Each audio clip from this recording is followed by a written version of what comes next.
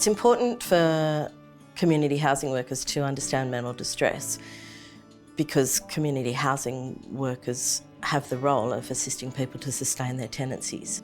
Mental distress is when somebody is experiencing disturbing feelings that are impacting their daily life. It could be about anxiety or fear, it could be sadness. At a chronic level, it includes having a diagnosed mental illness. Everybody's experience of mental distress will be different, but it is about when things are going on for you that are interrupting your capacity to live your daily life. If somebody's experiencing mental distress, their capacity to manage their housing may be impaired. Their TA might be coming to an end, so they're feeling really stressed. They haven't been able to find a place. They might be feeling that they're being discriminated against by agents or just frustrated that nothing exists for their income level.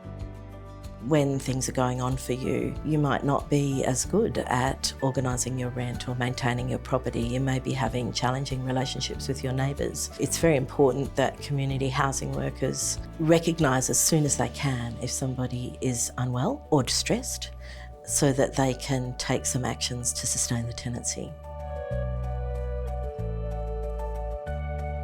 The first thing a worker needs to be aware of is somebody behaving in a way that is not usual for them. If they're more withdrawn than usual, or if they're suddenly coming in angry, the thing is not to be just reacting to the behaviour, but thinking about what might be going on for that person. Indicators might be that somebody is not doing their self-care as well, so they might not be dressing as well, they might not be managing their hygiene as well. Equally, they could not be doing any of those things. Someone experiencing mental distress might also not be as able to hear you. So we all know if you're agitated and distressed, then your capacity to listen is different. If people have a background in trauma, they can just completely disassociate and not hear anything that you're saying. It's always about looking at people, if I know them, what's different? Are they behaving in a different way? If I don't know them, then anybody that seems a bit agitated, I'm going to address the behaviour. I'm not just going to charge on with the topic at hand.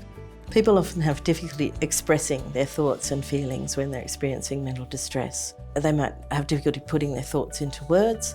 It's incredibly important that we slow things down so we're able to hear them. Some of the challenges for people who are living with a mental illness are that they do have high levels of fear, so they may not have trust in a worker. So community housing workers need to be aware that that's not necessarily about them, that for somebody experiencing high levels of mental distress, they're not necessarily seeing you, the worker.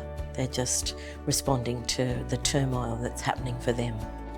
That's why understanding mental distress and being able to keep reflecting on what's going on for those people, so being able to take breath and recognise that this is not about me.